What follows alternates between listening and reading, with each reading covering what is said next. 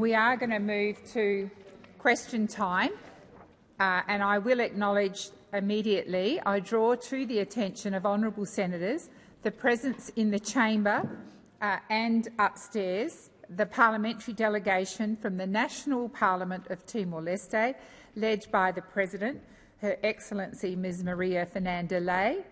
On behalf of all senators, we wish you a warm welcome to Australia and in particular to the Senate. And with the concurrence of honourable senators, I invite the President to take a seat on the floor of the Senate. And Minister Wong. If I may just join with you, President, in saying to our friends from Timor-Leste, bem-vindo to the Senate, and to Her Excellency, the President of the National Parliament. We welcome you to Australia with your delegation. We're very honoured to have you here. Our friendship is long and deep, and our future together is bright.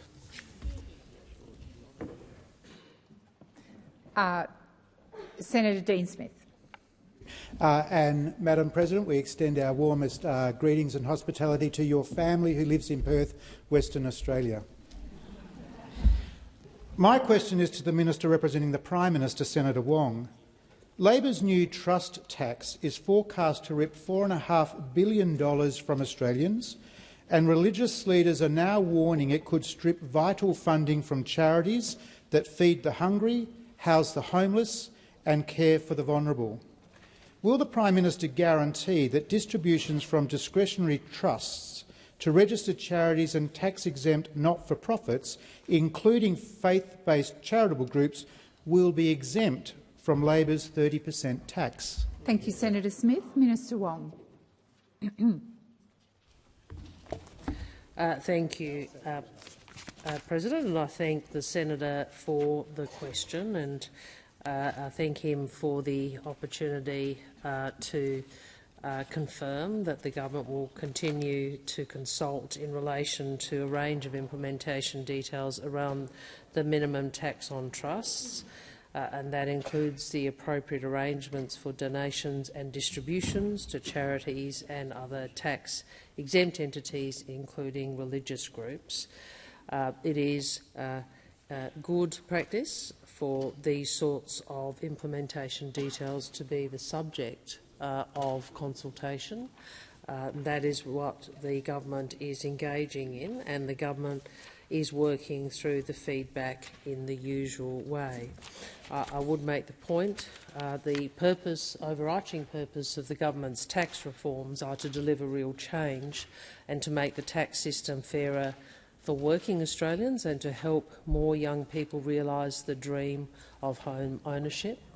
As I have outlined to this chamber previously, the tax reforms are designed to better align the way income is earned, the treatment of income earned from work compared to income derived from assets. And that is because we understand that the vast majority of Australians make a living through work. Through the work that they do, the labour they provide to the economy. That is how they provide for their family, that is how they put food on the table, and we believe it is important to better align the income tax treatment of income generated from work as compared to income derived from assets. I acknowledge that the issues you have raised in relation to charities have, I think, been publicly reported. And I'm sure that the Treasury will work through that in consultation. The time for answering has expired.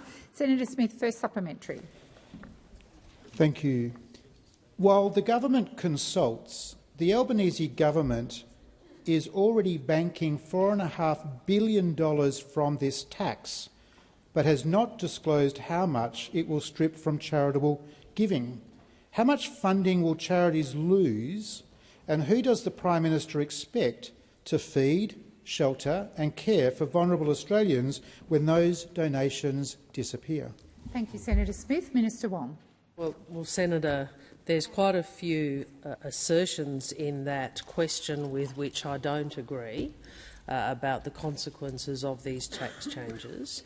I would say to you that I'm advised that the government has made amendments to ensure deductible gifts and donations reduce capital gains that are subject to the minimum tax to maintain tax incentives in relation to charitable giving. I'm also advised that when it comes to trusts, the budget itself made clear the minimum tax would not apply to charitable trusts. In addition, donations to organisations with DGR, that is deductible gift recipient status, will continue to be tax deductible for discretionary trusts. This means that those arrangements continue as in the tax deductible way that they have previously. So I would encourage the senator not to make assertions which are not correct. The time for answering has expired. Senator Smith, second supplementary. Thank you very much. Minister, principal lawyer Mark Fowler of Fowler Charity Law has estimated Labor's changes could cost charities and not-for-profits $2.9 billion over 5 years. That is money that would otherwise be used to feed families, shelter the homeless and care for vulnerable Australians. Why is Labor prepared to take food off people's tables and strip support from vulnerable Australians simply because these charities helping them are faith-based? Thank you, Senator Smith. Minister Wong.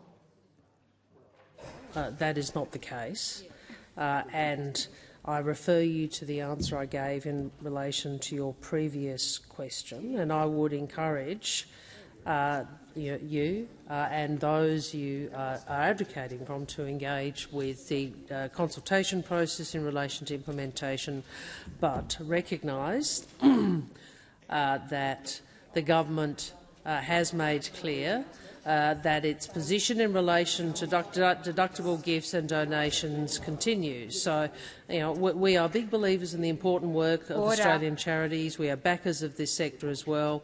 And I would make the point that under this government we are making it easier for more organisations to get a deductible gift recipient status as well, with a new community charity category and a streamlined system. So eligible charities get tax deductible status in months instead of years. So these are changes that the government has made, and I'd encourage you not to make assertions which are not correct. Senator Ghosh. Thank you, President. My question is to the Minister for Finance, Senator Gallagher. On 1 July, the Albanese government cut income taxes for every Australian taxpayer and will cut them again next year. We also delivered pay rises for around 3 million Australian workers and payments for 2.6 million Australians who need them most.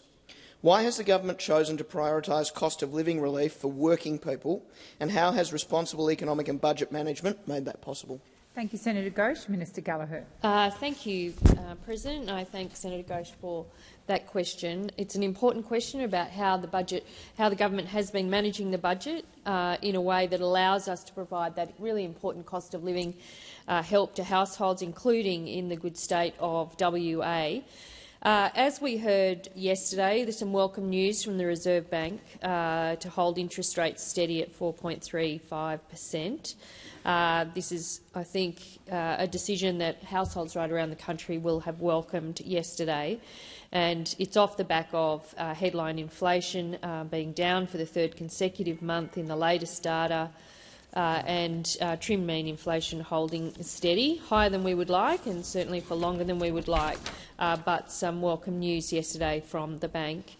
But in conjunction with the decisions we've made in the budget, where we have found savings, significant savings, that allow us to repair the budget over time, to lower the debt and to lower the interest on that debt, but also be able to make sensible and important investments into cost of living help, as Senator Ghosh asked. So a tax cut for every taxpayer this year and next, cheaper medicines, record hospital funding in our agreements with the states, record education funding, again in our agreements with the states, supporting improvements and increases in wages to get wages moving again after a decade of wage stagnation, investing in important investments in social and affordable housing and helping first home buyers with that 5% deposit scheme that has been so enormously successful, relief for students with free TAFE, slashing student debt and expanding paid prac with some recent announcements in that regard,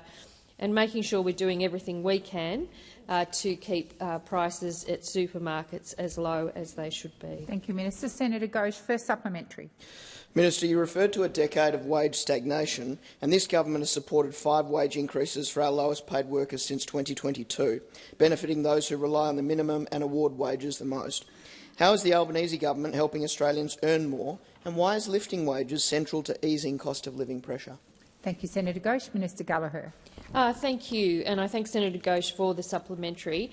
As Senator Ghosh outlined, we have advocated very strongly to the Fair Work Commission for economically sustainable wage rises for Australia's minimum and award wage workers, many of whom are in lower paid roles and are often hit hardest by cost of living pressures. The recent decision by the Commission to increase the national minimum wage and modern awards by at least 4.75% has delivered a real wage increase from July 1 for about 3 million Australian workers around the country. And this means, for the first time ever, a full-time worker on the national minimum wage will earn over $1,000 per week. And I know my colleagues have had a bit to say about this today, but also legislation to lock in our 15% pay rise for early educators, while strengthening safety requirements for services, has also been important. Again, wage issues that had been ignored for too long by those opposite when in government. Thank you, Minister. Senator Ghosh, second supplementary. One of the cost of living measures in our responsible economic management is the expansion of paid parental leave to a full 6 months, with superannuation paid on top. How is the Albanese government delivering this expansion for families, and what does it mean for Australia's economic security? Thank you, Senator Ghosh. Minister Gallagher. Thank you, and I thank Senator Ghosh for that supplementary as well. And there were important changes that came into effect on July 1 this year. So parents will have more time with their new baby, or if they're adopting a child, and they'll be able to access up to 26 weeks of paid parental leave, giving families that more time at home at that really important time for families. More money. Parents receiving paid parental leave will receive a higher rate from the 1st of July, increasing to more than $1,000 a week. And parents have also received super on their paid parental leave since 1st of July last year, and more people will be eligible for PPL because the eligibility limits, annual income limits, have risen. This is really important changes to the PPL system, recognising the families at that time, when they're adding a new member to their family, can get that increased support, both in time available but also in the amount that they are financially supported during that time. Thank you, Minister. Senator Ruston. Thank you very much, President. My question is to the Minister for Women, Senator Gallagher. In April 2022, the then opposition leader, Anthony Albanese, made a solemn promise to the Australian people. He said, "Early today, I made a mistake. I am human, but when I make a mistake, I'll fess up to it and I'll set about correcting that mistake. I won't blame someone else. I'll accept responsibility. That's what leaders do." Minister, when the Prime Minister gestured towards his own chest to describe a female Prime Minister's body during a crude exchange comparing her to Pamela Anderson, does the Prime Minister's refusal to accept responsibility for that conduct confirm to Australians that the Prime Minister will say one thing before an election and something else afterwards? Thank you, Senator Ruston. Minister Gallagher. Thank you. Well, I don't know who handed you that question, Senator Ruston, but if it was me, I might have politely declined. I'm very proud to work for a Prime Minister who has put women's economic security front and centre of a federal government for the first time ever. I am very proud to work for that leader. I work with him every day. I work with him across my portfolios, including in the Ministry of Women. And I know that this is a leader that always stands up for women and always respects women. Please resume your seat. I'll just bring the order across the chamber. Order. The minister is entitled to be heard in silence. Minister Gallagher. Thank you. The Prime Minister is a leader that always prioritises addressing gender inequality and unfairness for women when he sees it, and always respects women in his both in the decisions he takes and in the engagements he has. And I am proud to work for him. I think there's been a lot of discussion, and I can see those opposite, of course, not focused on the issues like cost of living, like helping households. Minister Gallagher, order. Minister McCarthy. I'm finding it very difficult to hear the amazing words of my colleague. Order. Order. Order. Senator Henderson, which bit of order does not apply to you? I've asked that the minister be heard in silence. Minister Gallagher. Thank you. A Prime Minister who's overseen a caucus where more than 50% of the caucus members are women, where the Cabinet of Australia for the first time ever is 50% women, when areas of government like foreign policy, law, finance, housing, social services, you name it, women are leading the portfolios, and that is because of this Prime Minister. If you look in... Thank you. Order. Order across the chamber. Order. Order. Order. Order on my right. Order. Senator Henderson, resume your seat. Order.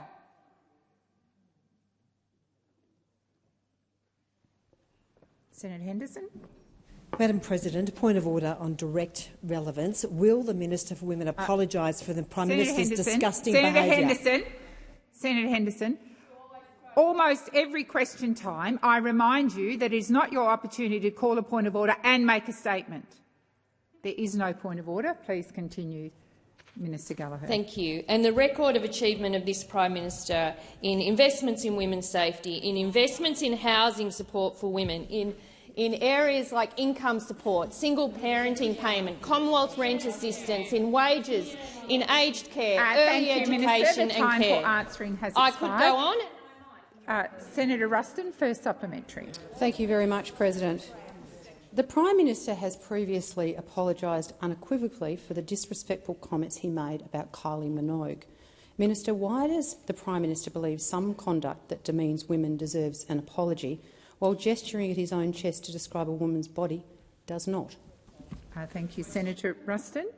Minister Gallagher. Well, thank you. And the Prime Minister has dealt with this both.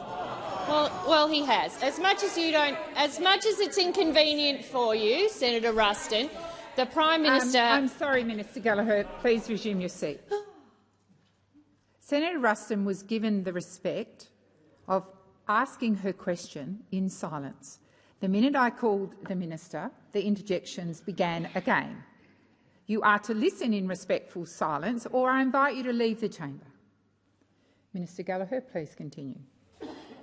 So the Prime Minister has dealt with the issues that are raised by Senator Ruston, and I will go on to say, in addition to the other areas where I've spoken about the Prime Minister's record of achievement, another area where I think, in time, when people reflect back, they will see a Prime Minister who, for the first time ever in this country, has prioritised women's health on the pill, in endometriosis, in pelvic pain, in menopause, in all of the areas that when you had a decade in government you did nothing. Didn't list the modern contraceptive pill for 30 years, a modern menopause pill for 20 years. This Prime Minister has done both and put your record to shame. I could go on. There are other areas where women's policy has been prioritised for the first time, and all of us are proud to work with him.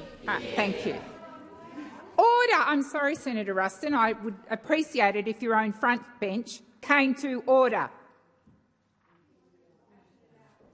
Senator Ruston, second supplementary. Minister, as the minister responsible for the status of women in this country, do you accept that a gesture of that kind, made as part of that conversation, was demeaning to women? And if so, what conversation have you had with the Prime Minister about the standard he sets for how women in this country can expect to be spoken to?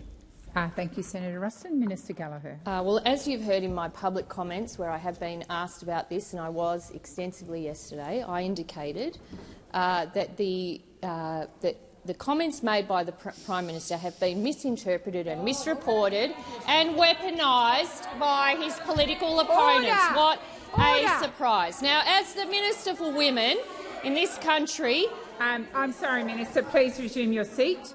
Order. Are you making the point that you are making, which is that interjections are disorderly. Minister Gallagher, please continue. The record of this Prime Minister will be seen as investments in women's safety, investments in addressing housing for women, please resume your seat. Senator Henderson. Excuse me, Senator Nampijinka-Price. I've called for order. Senator Henderson, I have called you repeatedly. As I've said in this chamber before, I do not think it is appropriate for a president to name frontbench senators. But you will leave me no option if you do not take my direction, and that is to stop the interjections. Order. Order. Minister, please continue. Thank you. In investments in housing, in addressing the inequality in care and how unpaid care is recognised in the economy, in lifting wages, closing pay and super gaps. That is what this government and this Prime Minister will be remembered for. In no recent times has women's policy been put front and centre of any government until he became Prime Minister. Thank you, Minister. Senator Barbara Pocock. My question is to the Minister representing the Minister for Housing, Senator Ayres. We are in a historic housing crisis, and Labor's housing policies are a spectacular failure in the face of the scale of this historic crisis. The 5% deposit scheme is just one example of that failure. This scheme was sold to the Australian public as a policy to help first home buyers on low incomes, and instead this policy turbocharged prices of houses at the affordable end of the housing market and encouraged more first home buyer debt. We've now learned that nearly 1,500 homes under this scheme have been flipped into investments. Minister, in the midst of a housing crisis on a historical scale we have not seen before in this country, how can you let property investors milk your faulty 5% deposit scheme? Thank you, Senator Pocock. Minister Ayres. Well, it is hard to hear that question and really think that there is a kind of measured approach on these housing questions coming from the Greens political party. Under this government, the number of Australians, mostly young Australians, who have taken advantage of that scheme is at 270,000. Well, that is more than 250,000 Australians who now have a home because of that scheme. And the kind of hyperbolic rhetoric, President, that the senator asking the question engaged in, well, it just doesn't accept that fact. Order. That over 250,000 Australians, through just that component of our approach to housing. Minister Ayres, please resume your seat. Senator Pocock. Thank you, President. Minister Ayres has not addressed the issue of investment properties being purchased through this faulty scheme. Senator Pocock, I'm not quite sure why you stood. If it's a point of order, which is what you need to inform me when you stand, I am listening carefully. If the minister strays from the question, I will draw him back, but he is being relevant. Minister Ayres. And the senator says that out of the more than 250,000 Australians who have access to home through this scheme, 1,500 or so have sold it. That's people do sell homes sometimes as well as buy them. It's hard to buy homes if people aren't selling homes.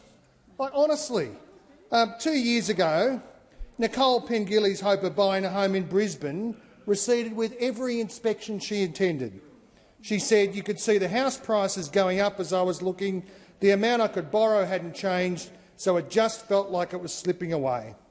And she said, because of this scheme, I'm just so excited to get into a place that I own and I can just settle and stay and not have that fear looming over me. Well, look her in the eye. Thank you, Minister. And use that same hyperbolic political nonsense. Senator Pocock, first supplementary. Minister, Productivity Commission Chair Danielle Wood recently said that the net social housing stock across our country grew by just 56 houses last year. Just 56. Unbelievable. In the third year of the HAF, people are suffering and your response is a string of photo opportunities. Minister, can you explain the maths to me on this? How do you solve a housing crisis if social housing grew by only 56 houses last year? Thank you, Senator Pocock. Minister Ayres. Well, since this government was elected, more than 660,000 homes have been constructed in Australia. More than 7,000 homes have been completed with Commonwealth investment, and around 23,000, no matter how much Senator McKim bellows, and not a single house was built by Senator Bragg down at the National Press Club a little while ago. Not a single house, not a single brick laid, not a single pipe put into a slab, not a single slab laid.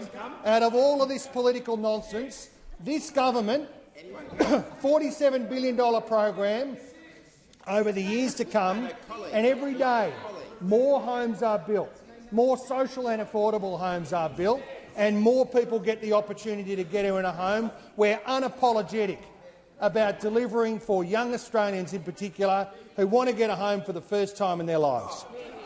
Thank you, Minister Ayres.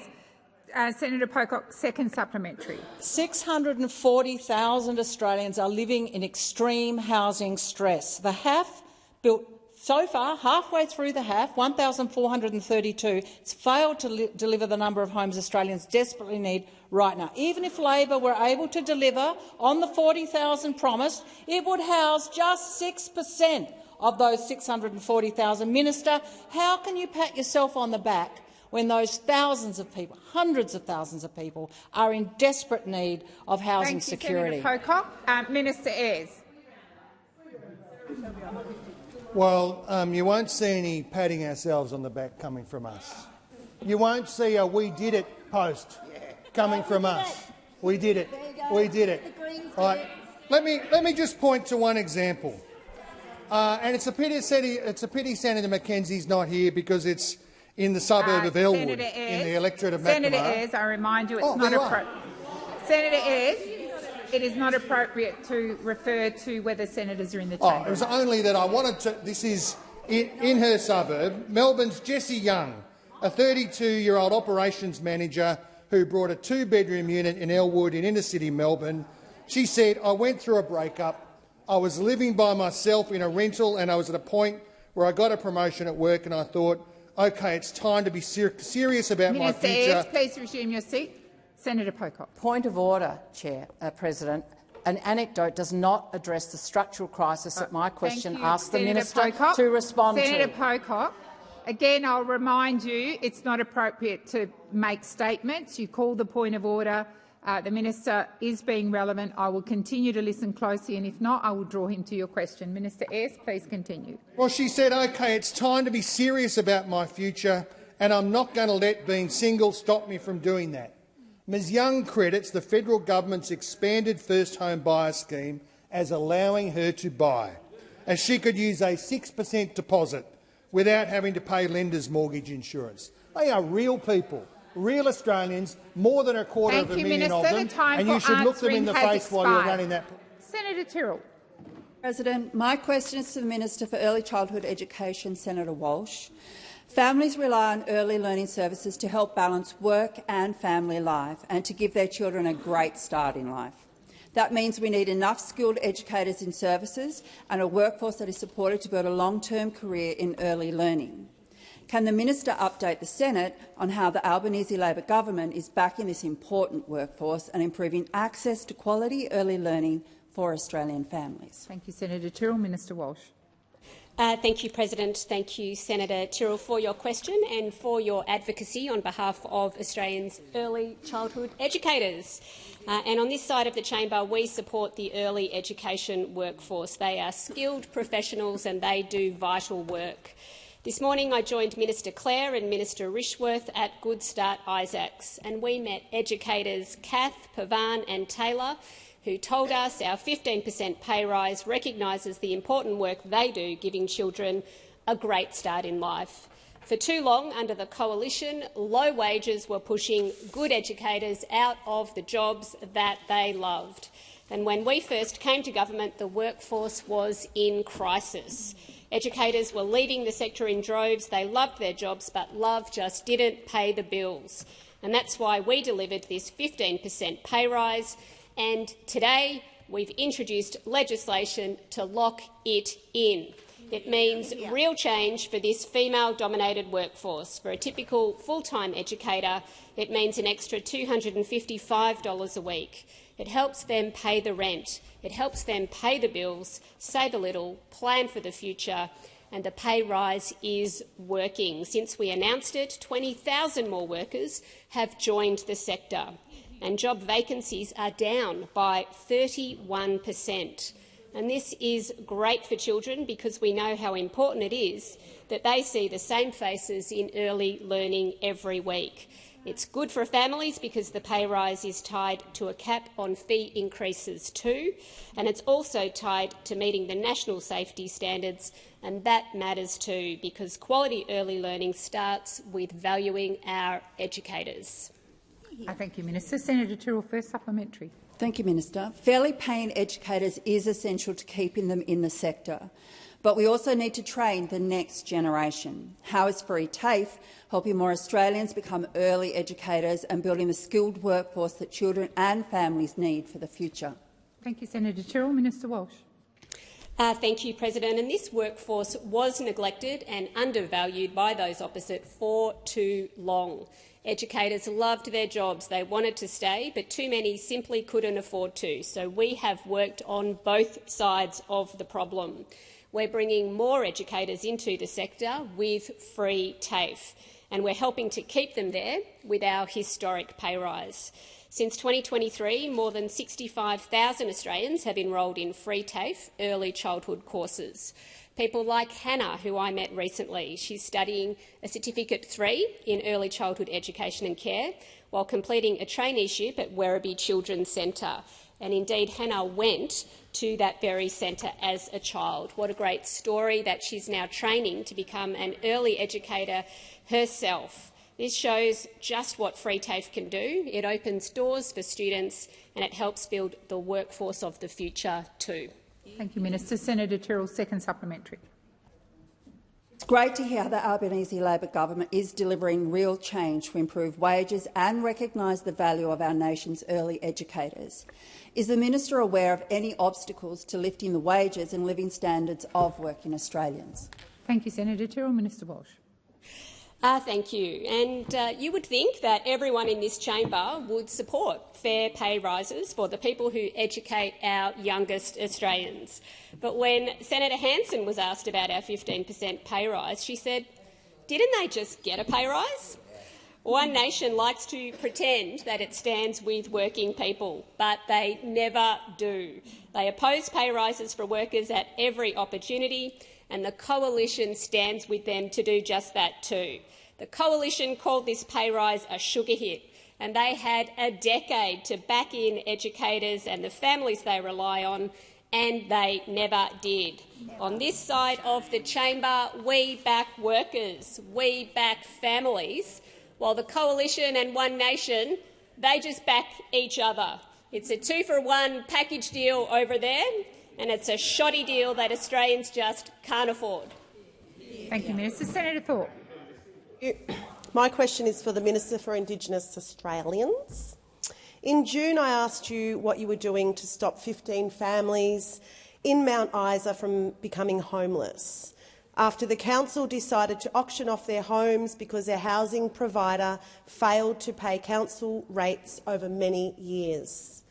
At the time, you said you were concerned and we're working with the Council and the Queensland Government so there is no extra homelessness in Mount Isa. What have you done since to achieve that, Minister? Thank you, Senator Thorpe. Minister McCarthy. Thank you, President. Thank you, Senator Thorpe, for the question.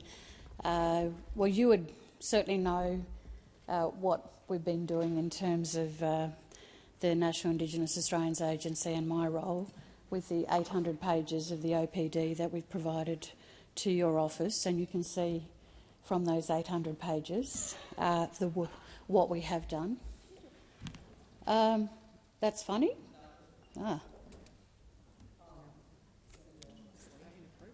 Totally inappropriate. Not for those families. Come on.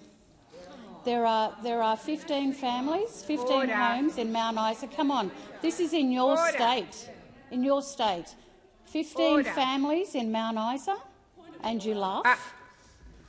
Senator Mackenzie, I have reminded you before, you do not yell point of order and then stand. You stand and I ask you why you are standing. Senator Mackenzie. Point of order. Any indication from the minister that I was laughing at her answer is incorrect. Senator Mackenzie, and I'm not going to have it reflected that I was somehow resume laughing. Your seat. That is not our point of order, and you know it very well. Please resume your seat. Minister McCarthy, please continue. Thank you, President. Yes, there are many families in Mount Isa, President, who are very concerned about their future, and I am certainly working with those families to see what we can do. This is not a situation in terms of my role in the Commonwealth. What I have tried to do is try and find how we can assist these families with a debt that is not their debt, a debt that unfortunately has come about through what we may see as perhaps illegal behaviour. So there is a process underway through ORIC to investigate, to have a good look at what must be done in coming days and weeks. And for the families, I know that they know that I'm doing my best to try and assist them with their homes. Thank you, Minister. Senator Thorpe, first supplementary. Thank you.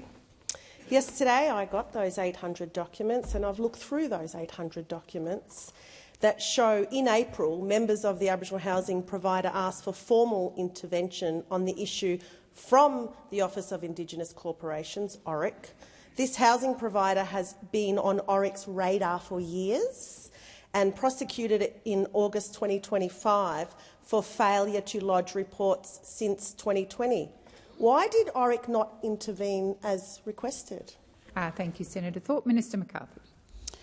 Well, that's not the case. ORIC has been at the table, Senator Thorpe, with the families. That process that took place in August 2025 is as a result of ORIC being involved, and the fact that $15,000 in fines were placed against the corporation. Order. So that is not entirely correct in the essence of that question, President. So ORIC has been involved. The families know that ORIC has been involved. Staff in the National Indigenous Australians Agency have been working very closely with all of the families to keep them across this. Thank you, Minister. Senator Thorpe, second supplementary. Now that Mount Isa Council has issued notices of intention to sell the properties in September, how many of the 15 families have you secured housing for, Minister? Thank you, Senator Thorpe. Minister McCarthy. Well, in my meeting with the families and with the Mount Isa Council, I have certainly looked at the possibility again of whether Mount Isa Council can revisit the concerns that it has in regards to the debt, and they are very clear that they will not do that. And what I am saying to the families, and no doubt if they are listening to this, the families know, President, that I am doing my utmost to ensure that they are going to be okay. It was important to listen to them, We have family members who, in one instance, a woman who's got a terminal Minister, illness. please resume your seat. Senator Thorpe. Point of order on relevance. Thank you. Good. Thank you, Senator Yep. Thorpe. No, you've asked me about relevance. I'm going to say the minister is being relevant to your question. 15 families. Senator What are you Thorpe, doing for the 15 families that you say you're going to secure housing for? Resume your seat. Resume your seat. Senator Thorpe. Senator Thorpe. Senator Thorpe. Senator Thorpe. Senator Thorpe. When I call you to order, you have to come to order. Senator Thorpe, Senator Thorpe, you are not in a debate with me. The minister is being relevant. Senator Thorpe, I've met with the families and I've certainly spoken with them. There was one family member who's got a terminal illness who is deeply upset. There is a family member who's been in there for 40 years. So I am working very closely with these families. Thank President. you, Minister. The time for answering the question has expired. Senator McKenzie. Thank you. My question is to the Minister representing the Prime Minister, Senator Wong. The Victorian Labor government has been forced to establish a royal commission into corruption and organised crime in the construction industry. The Commonwealth has committed $30 billion to the Victorian Big Build projects. Integrity expert Geoffrey Watson told a Senate inquiry no Commonwealth ministers or agencies had approached him to investigate his evidence that there was $15 billion worth of corruption on the Victorian Big Build projects. Will the Prime Minister demand that every Commonwealth-funded project be examined by the Royal Commission in Victoria, or is he prepared to let billions of dollars escape scrutiny simply because the federal Labor government might find itself under the microscope? Thank you, Senator McKenzie. Minister Wong. Thank you, President. Thank Senator McKenzie for the question. And as I think I have indicated to her and perhaps to Senator Cash in relation to similar questions over the previous months, is that this government does not tolerate corruption, criminality and violence in any part of the construction industry. And we have taken action to clean up the industry. I have spoken in this place about the work that the Administrator has undertaken, multiple referrals from police and regulators and many, over 100 active investigations.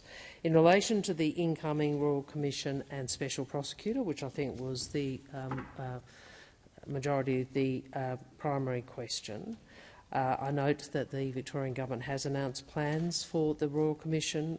We certainly will continue to work with the Victorian Government as details emerge. You would be aware we have been asked questions previously about what Minister King has done to ensure no corruption on government projects. And I would remind the Senate that we have ensured that Minister King has written to her state and territory counterparts on multiple occasions reinforcing their obligations, including the need to report instances of suspected criminal behaviour or corruption to the relevant regulator and to the department. She has also written to government business enterprises involved in the delivery of Commonwealth-led infrastructure projects, outlining expectations that all instances of suspected criminal behaviour or corruption are reported to the relevant regulator and department, we have sought assurance that procurement and contracting parties are achieving value for money of public funds. The time for answering has expired. Senator McKenzie, first supplementary. On the 30th of June, the Prime Minister said he had received assurances from the then Victoria Premier Jacinta Allan that Commonwealth funding was not reaching organised crime. Did the Prime Minister ask, if not, why not, Geoffrey Watson about corruption on Commonwealth-funded projects? Or did the Prime Minister simply accept former Premier Allan's word, only for Labor's new Premier, Ben Carroll, to conclude the allegations were so serious we needed a Royal Commission? The time for asking has expired. Minister Wong. There's quite a number of aspects of that question, some of which go to what discussions were had between the former Premier and the Prime Minister, as well as what discussions the Prime Minister had with Mr Watson. I'm not in a position to answer either of those, but I can indicate the policy position that I have outlined earlier, which is we do not tolerate corruption or criminality anywhere, and certainly not on construction sites.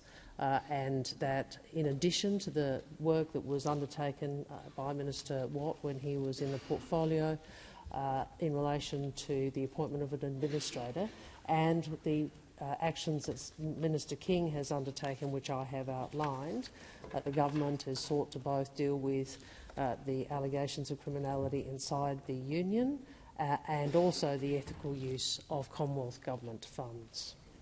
Thank you, Minister. Senator Mackenzie, second supplementary.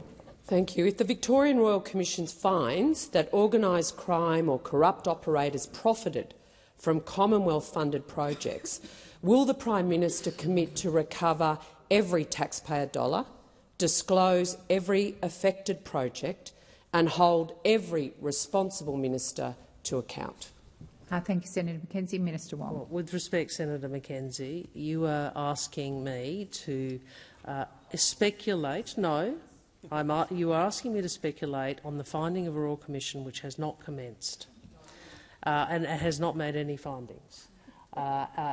We will, of course, engage with Victoria in relation to the Royal Commission, and we will await the Royal Commission doing its work as it should.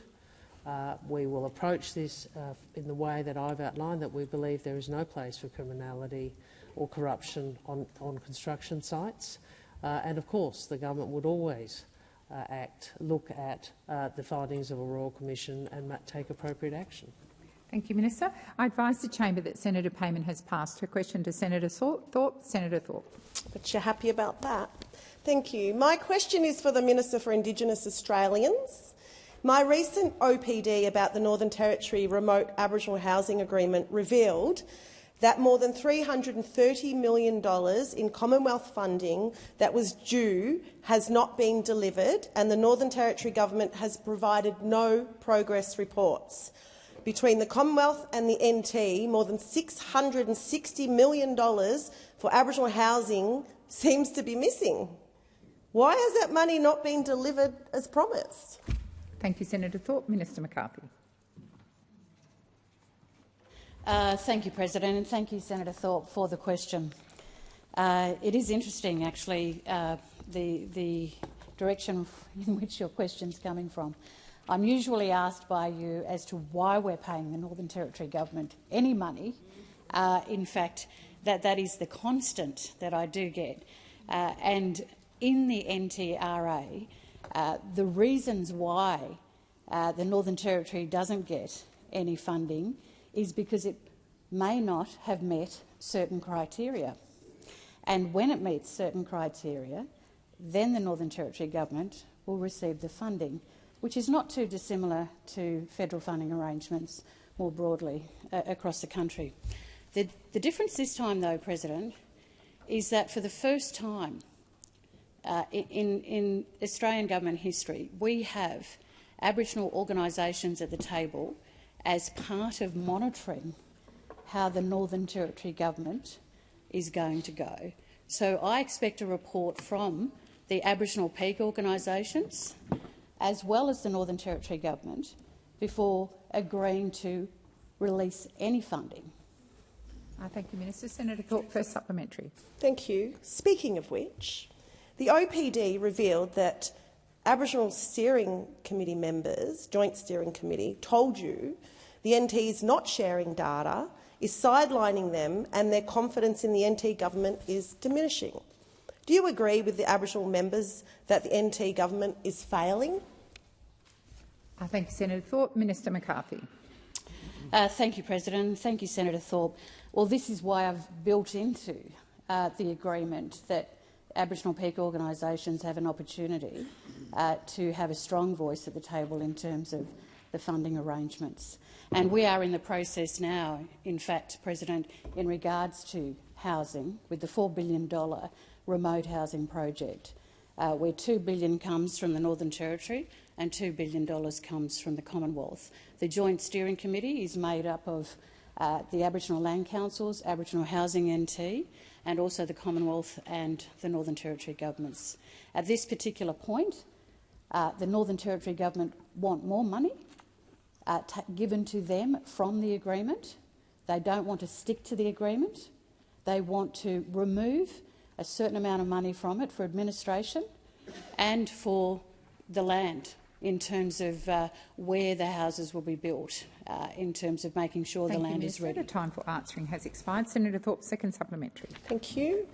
Building is behind schedule, construction targets are being reduced, reporting is missing, funding isn't flowing, and mob are telling you that NT is not working for them. Aboriginal Steering Committee members have directly asked you, what will you do, Minister, to hold the Northern Territory government to account? Thank you, Senator Thorpe. Minister McCarthy. Thank you, President, and thank you, Senator Thorpe. Well, I believe in my previous answer I gave you that response. It's actually because I've enabled First Nations organisations to be at the table. We are in a position now where the Northern Territory government wants to renegotiate an agreement that is a 10-year agreement where we're supposed to have 2,700 homes built, 270 a year. The Northern Territory government wants to reduce that down to 1,800 or maybe 1,100 homes if the Northern Territory is lucky. So that's why the Joint Steering Committee is there. I put that there because we needed accountability and oversight over this agreement, President. Thank you, Minister. Senator Nandaraja. Thank you, President. My question is to the Minister representing the Minister for Health, Disability and Ageing, Senator McAllister. We on this side of the chamber believe that the only card you need to see a doctor is your Medicare card, not your credit card. Order. You hate bulk billing. You hate bulk billing. Order. That's why the Albanese Labor government— Order. Senator Nandaraja. Order. Order. My hand out. This is Order. a point. There's not a debate between senators. I'm gesturing towards you. Minister that is Wong. true, but it's not pointing, is it? A five-fingered point. Okay, don't gesture. Order. President, I couldn't even hear Senator Nandaraja because of the yelling from the opposition front bench. I'm sorry? Order. The yelling and shouting from the opposition front bench to my right, and I would ask you to draw them to order. Thank you, Minister Wong. As you know, I did draw the senators to order. I remind senators once again that when a senator is asking a question, it's your job to listen in silence and not to interject. Please continue, Senator. I think we might start the question again, so please start again. Thank you, President.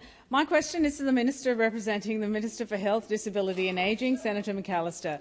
We on this side of the chamber believe that the only card you need when you see a doctor is your Medicare card and not a credit card. That's why the Albanese Labor government delivered a historic investment in Medicare to help Australians access affordable health care. How is this investment helping more Australians see their GP for free? Thank you, Senator Nandaraja. Minister McAllister. Order. Order. Well, thank you, President. And I do thank Senator Nandaraja for that question and her continued advocacy for Victorians and their health care. And I do note the sensitivity of those on the other side of the chamber who seem so determined, unbelievably, given the result that is delivered to them time and time again about the Australian public's desire for a properly funded public health system. They still fight against it, they still complain against it, they still rail against the investments that we are making in bulk billing to repair the damage that was done over a decade by the people on that side who appear unable to learn the lessons Minister from that McAllister, past. please resume your seat. Minister Gallagher. Sorry, President, just draw your attention to the very loud noise that's coming from those opposites. I can hardly hear Senator McAllister from where I'm sitting. Thank you, Minister. As you are aware, I did call the chamber to order. I would ask senators, particularly on my left but also on my right, not to interject, and particularly on my left, to stop the running commentary. Minister McAllister, please continue. Well, thank you, President. The Albanese government was elected with a clear mandate, and that was to strengthen Medicare after a decade of cuts and neglect. And we do that so it is easier for Australians to see a doctor for free. And we're getting on with it. So thanks to our historic investment in Medicare, more Australians are, in fact, seeing a GP for free. In the last June quarter, across Australia, we've seen the bulk billing rate rise to 84.1%. We should be very clear about what that means in practice. And for your community, Senator Ananda Raja, in Victoria, more than 85% of visits to the GP were bulk billed in that last quarter.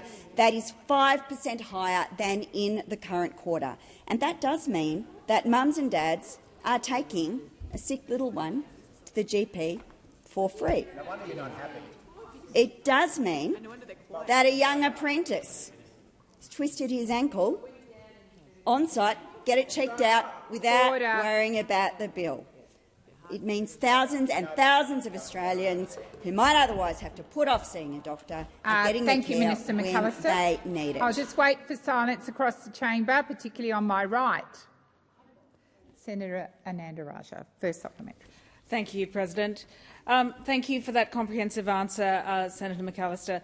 Australians do not only get sick between 9 to 5. When an Australian gets ill or has a fall out of hours, when a regular GP is closed, a trip to the ED can feel like that's their only option. How is the Albanese Labor government delivering support to ensure that Australians are not left without care simply because of the time of the day? Thank you, Senator Ananda Raja. Minister McAllister. Well, I thank the senator for the question. Not only do we want Australians to be able to see a GP for free, we want them to have the healthcare advice and the care that they need, whatever the time of day. Babies do not generally check the clock before they get a fever. Kids do not wait until Monday morning to fall off their bike. In fact, in my experience, those injuries generally happen about 8:10 on a Friday night. Life is not 9 to 5, and neither is getting sick. And that is exactly why our government has launched 1800 Medicare. It provides Australians with free health advice, 24 hours a day, 7 days a week, and it helps direct them to exactly the care that they need. And if someone needs urgent GP care, the nurse can connect them with a free telehealth appointment with a 1800 Medicare GP. And this is what a government that believes in Medicare actually looks like. Senator Ananda Raja, second supplementary. Thank you, President. No Australians should miss out on the healthcare they need simply because of where they live. How is the Albanese— I'm glad you agree. How is the Albanese Labor government making sure Australians can access affordable healthcare no matter where they live? And why has the government chosen this approach above others? Order. Thank you, Senator. Minister McAllister. Senator Watt. Minister McAllister.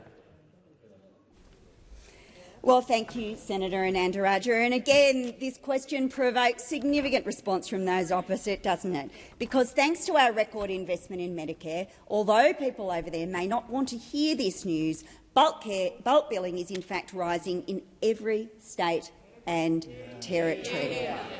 So it is rising in South Australia, Senator Ruston, and Senator Nampijintra-Price in the Northern Territory, it is up 13%.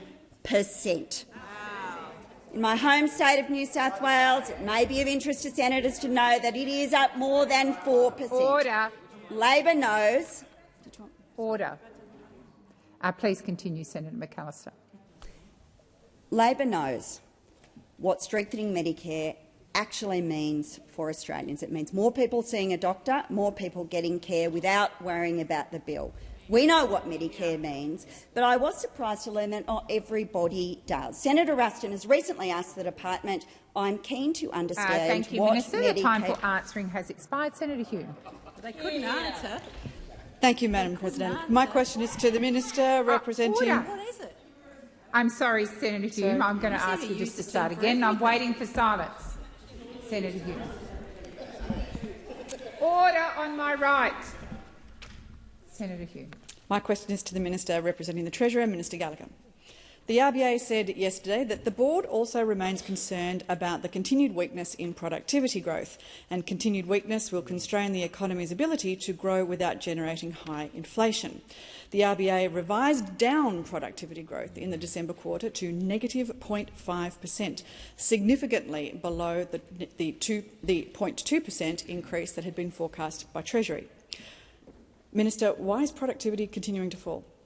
Thank you, Senator Hume. Minister Gallagher. Thank you, and I thank Senator Hume for the question about productivity, because it is an important issue across our economy, and we've been upfront about that since we came to government, when the government that Senator Hume was a member of had a productivity assumption of 1.5 every year across their budget and failed to meet it each time. And the Treasury, the Treasury advice to the incoming government was that a more realistic figure should be lower than that, and we have adopted that Treasury advice. But we have had a productivity issue in our economy for decades, including for the entire time that those opposite were in government. And that's why we put productivity and addressing productivity at the centre of our economic thinking and in the decisions we've taken in the budget. And I would urge those in particular will have an opportunity to vote this week if we can get the bill done in another regulatory reform bill, the first regulatory reform bill which was brought to this parliament. Those opposite voted against, and I would hope that the second bill that we bring forward, which is about reducing red tape and again addressing having it as one of our measures to address productivity, will be in the Senate, listed on the program, and should be passed by this Senate this week. But we also have a range of other measures in the budget that specifically go to looking at ways that we can improve productivity across the economy. And we will continue to do that. We will continue probably to be frustrated by those opposite who don't support a lot of it, whether it's building homes, modernising energy markets, better recognising skills, unlocking data and AI. Time for answering has expired. Senator Hume for supplementary. Thank you, Madam President. The RBA has warned repeatedly that low or negative productivity growth will force it to raise interest rates. Does increasing taxes on individuals, on businesses and on construction increase productivity or lower productivity? Senator Watt. Thank you, Senator Hume. Minister Gallagher. Thank you. Well, I do notice that on Senator Bragg's big day out, he had a big day out down at the Press Club today. Oh, he'd been looking forward to it, I can tell. I just picked it up. That, again, when asked about whether or not GST would have to be looked at as a way of balancing the budget, what was Senator Bragg saying? Oh, well, maybe. We'll have to look at everything. Put everything on the table. Everything on the table. So the party of lower taxes, apparently— Minister Gallagher, resume your seat. I'm sorry, Senator Hume. Order. Minister Wong. Order. Senators, come to order. I have a senator on her feet. Senator Hume. Madam President, it was about whether taxes on individuals, businesses and construction increase or decrease Senator Hume, there's no need to go through the question again. I will draw the minister to your question. Minister Gallagher. Thank you. Senator Hume wasn't specific about whose taxes, because Senator Bragg on Braggy's big day out. That's what we're calling it over here. Braggy's big day out with the microphone and everyone else. Oh, God, what's he going to say? Mr. Gallagher. Senator Hume. Just say it again. Relevance. Thank you, the taxes Senator on Hume. businesses, individuals or construction increase or lower? Senator Hume, it's not an indulgence during a point of order to restate or make other points. I have, as you heard, drawn the minister back to your question, and I'll continue to listen carefully to the answer. That requires all senators to listen in respectful silence. Minister. Thank you, and we're hoping that Senator Bragg gets another spot next week at the Press Club. We'd all come down to have a listen. On the question, President, as Senator Hume knows, because she sat in the estimates hearings, Treasury's advice is the decisions in this budget support the productivity assumptions Minister, outlined. the time for answering has expired. Senator Hume, second supplementary. Thank you. Under Labor, real wages have fallen back to around 2011 levels. Yet yesterday, your own leader here in the Senate continued to boast about nominal wage increases inflated by inflation, and your Treasurer continues to trumpet headline GDP growth inflated by rapid population growth. Why does the government continue to gaslight Australians with headline numbers when, in real terms and in real life, their wages and their living standards have gone backwards? Thank you, Senator Hume. Just a moment, Senator Gallagher. Order. Order, particularly the front bench on my right. Minister Gallagher. Thank you. Well, we won't be lectured by those opposite about wages. We all sat here for years watching you do absolutely nothing but try to constrain wages for working people. And the answer to Senator Hume's question is that I don't accept any of the propositions she puts. Thank you. Minister Wong. Thank you, President. I ask that further questions be placed on notice. Senator